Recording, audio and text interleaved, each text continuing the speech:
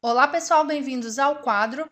Ainda estudando o equilíbrio líquido e vapor, nós vamos definir nesta aula o que é a pressão máxima de vapor. Imagine o seguinte: dentro de um tubo que está isolado do meio externo, está o vapor de gás carbônico. O gás carbônico será o modelo desta aula, ok? O vapor do gás carbônico está a uma temperatura de 10 graus e durante toda a primeira etapa do nosso experimento, essa temperatura permanecerá constante. Em uma das extremidades do tubo, eu tenho um êmbolo e este êmbolo é móvel. Eu vou empurrar o êmbolo nessa direção. É o mesmo que dizer que eu estou diminuindo o volume ocupado pelo gás, ok?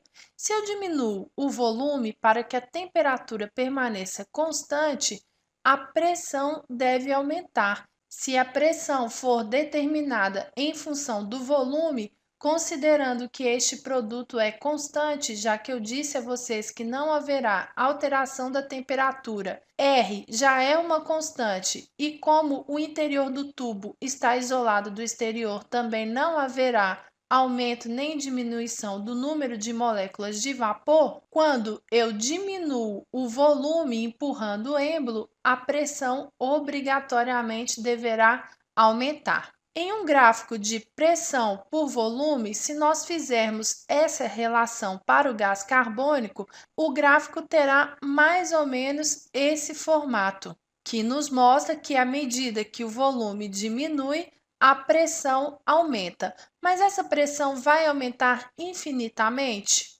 Não, a pressão vai aumentar até um valor máximo que eu vou chamar de F. Quando o sistema atingir essa máxima pressão, se eu continuar empurrando o êmbolo, diminuindo o volume, a pressão permanecerá constante por um período de tempo. E por que ela permanece constante? Porque quando nós empurramos o êmbolo até ele atingir a pressão F, todo o conteúdo interno do tubo é vapor de gás carbônico. Mas quando é atingida a pressão F neste momento, o vapor de gás carbônico começa a se condensar e formar gás carbônico líquido no interior do tubo. Por isso, à medida em que eu diminuo o volume, a pressão permanece constante, uma vez que parte das moléculas de gás estão sendo incorporadas ao líquido.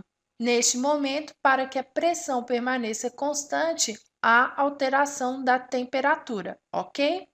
Chegará um momento em que todo vapor de gás carbônico terá se transformado em gás carbônico líquido no interior do tubo. Como vocês já sabem, quando a substância está em estado líquido, as suas moléculas estão mais próximas.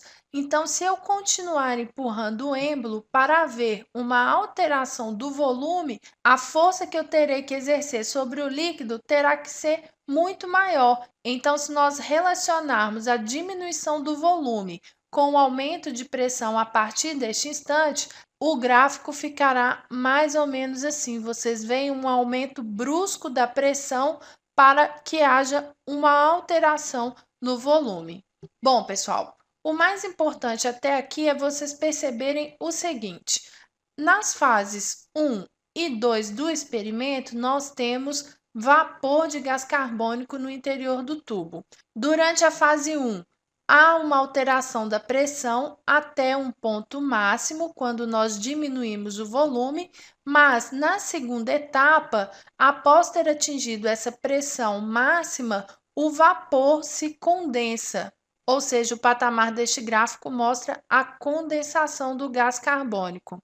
Quando todo vapor vira líquido, a pressão volta a aumentar, mas na terceira etapa nós já não temos mais vapor, nós só temos líquido, ou seja, a pressão que foi exercida pelo vapor foi medida somente até este momento aqui, que eu vou fazer uma cruzinha para vocês. E neste momento, a pressão é igual a F. F é a pressão máxima do vapor, é a pressão máxima de vapor, ok? Bom, na próxima aula, pessoal, nós vamos completar este gráfico e vamos verificar se a pressão de vapor do gás carbônico é sempre igual a F. Não percam!